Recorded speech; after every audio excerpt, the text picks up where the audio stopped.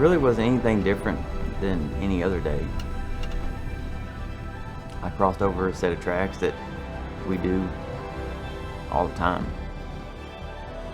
There's 4 sets of tracks. I stopped at the stop sign and proceeded on, and I was going slow, looking, and by the time I saw the train was coming, I was already fouling the main.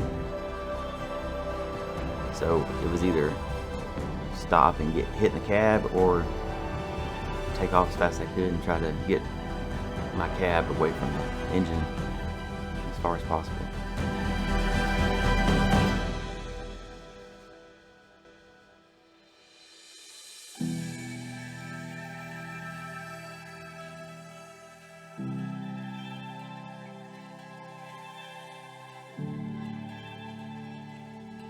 I remember seeing the front of the engine, and I knew I was going to get hit.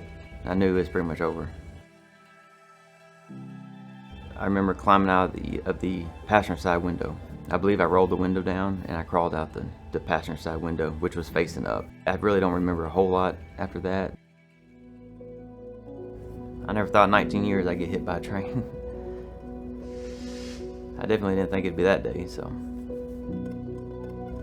Aware of your surroundings and just be mindful it can happen. It can be taken away from you quick. Whenever I cross tracks, I'm definitely more aware, or I try to be. I did the best thing in that situation for me to come out there alive. Get these bonds out here, and it was just nice to see that day that everybody showed up to help. They were more worried about me than I was, because I was worried about the truck and I was worried about stuff that didn't matter.